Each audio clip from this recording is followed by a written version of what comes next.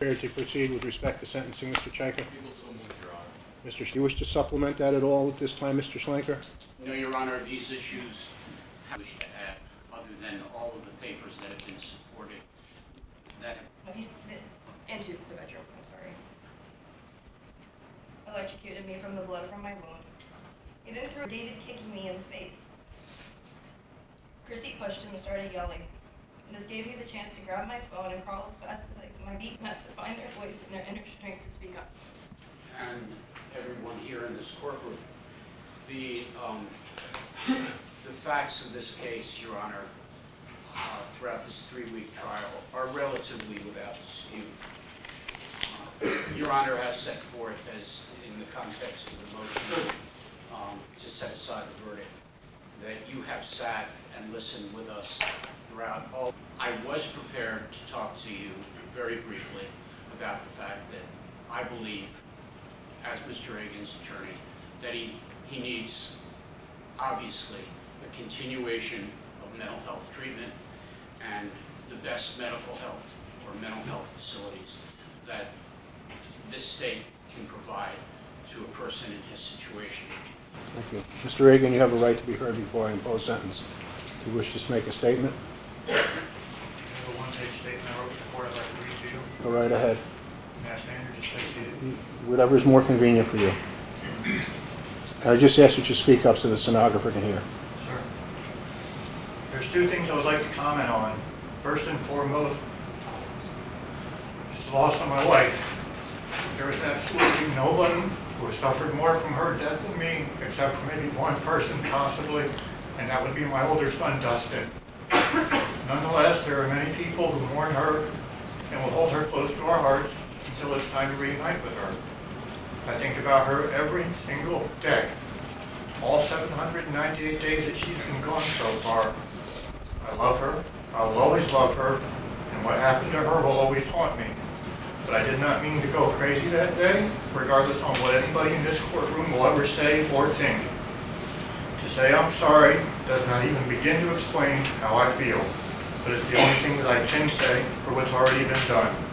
It brings us to the second thing I'd like to comment on.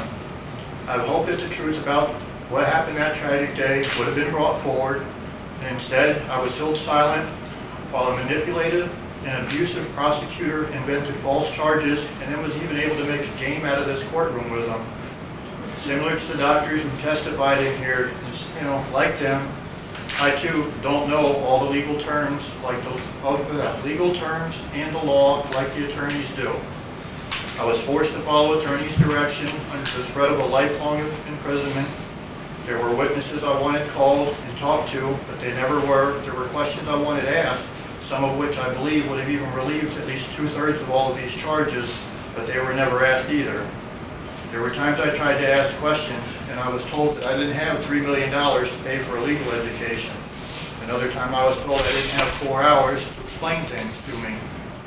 And under the circumstances, I often just bit my tongue and remained submissive and tried to just trust my attorneys. Trusting people is a hard thing for me to do. I was told that this was manslaughter, cut and dry, an act of passion, the passion of love for my children. So I believed them. At one point, I was given a plea deal to either plead guilty to second-degree murder or face all of the current charges for which I am now convicted of. I declined that plea offer because I didn't think it was possible to be convicted of something that wasn't true. Yet here I am. There is still much truth unknown to the attorneys and the court, things that simply prove that I didn't receive a fair trial, things that now only my boys will hopefully know someday. Yes, I am deeply sorry for the loss of my wife. I'm also sorry for what this community had to experience. As for Cheyenne, I understand why she continues to still stand here and write fantasy and alternate reality stories. It condemns me so that she doesn't have to be ashamed of what the truth is. But know that she is lying. Also know that even though I disagree with her choice to do so, I do understand why she would sit here and try to play the victim. If our sexual roles would be reversed, I were the woman and she was the man, then people would believe me.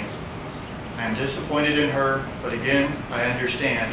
Therefore, even with this false conviction being partially a result of her lying, I still forgive her, and I also ask for my sons and family to forgive me one day also. Please remember my wife, visit her grave, and know that we're all waiting to be reunited someday with our family and our loved ones. In regards to Mr. Shaika's request for the restraining orders and orders of protection, it's your choice. Everything is your choice at this point. Cheyenne, I would like to think that someday she'll accept truth. My boys, everything that's happened, they're the biggest victims in all of this, and I honestly don't think it's fair for them to lose both of their parents because of what's happened. I'm not abusive to them, but it suits the family to make allegations as such because they get what they want. I want to see my boys. I want to talk to my boys, and they have a right to know the truth about what happened. Again, I'm sorry. Thank you.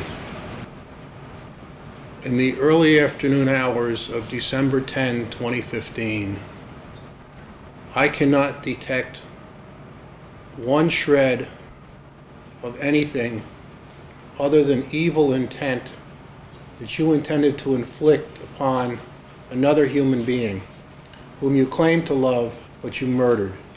And there is no doubt in my mind that you murdered her, that you did it with a forethought, and that you did it intentionally. You hid your car in a spot that was remote in a parking lot. You went to a place where you knew she was going to be, that you had absolutely no business being there. You went there with a screwdriver. Now, why do you need a screwdriver in ValatieMedical Arts? You don't. And you bludgeoned her at least 35 times. There is absolutely no reason for you to have done anything that you did that day other than to have intended to harm her and no one else. And you proved that by leaving everyone else alone that day. You murdered her, you took her life away, you took her life away from her children, you took her life away from her friends, from her family, and you claim to be the victim at this particular time. You're not the victim. You're going to get what you deserve. With respect to the issues of Cheyenne, you were approximately 40 years old at the time. She was a young child in trouble, and you took advantage of her. Not true. You physically abused her. I listened to you. You need to listen to me. You physically abused her, physically, sexually. You took advantage of her.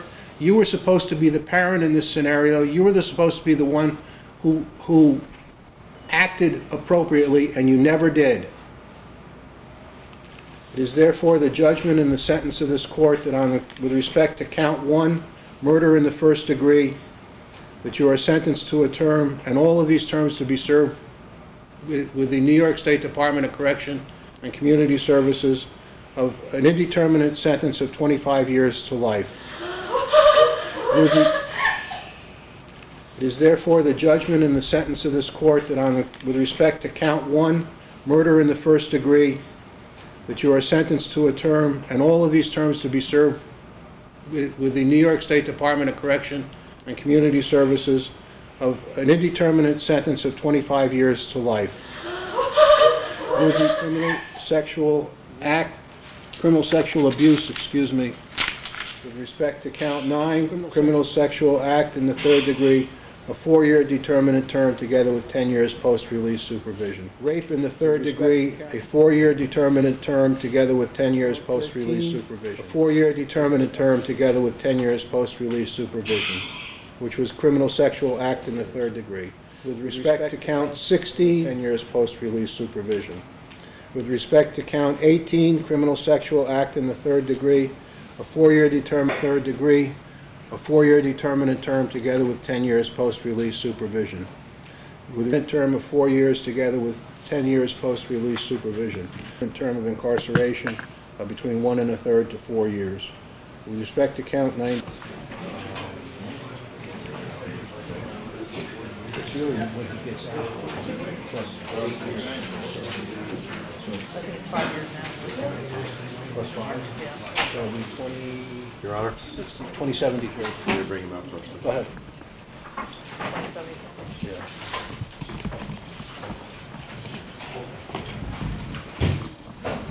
After what's all happened, is there any... What's your mood? Well, I'm relieved. I know that he's going to get what he deserves. He should go to prison for life. He took a life and maliciously stabbed her to death, and he should have to pay for that. But I'm very, very thankful to Columbia County. From the time Chrissy died, they were very, very supportive. They stood by us. The police officers brought Christmas presents to them. They have just been wonderful. Everybody's worked so hard.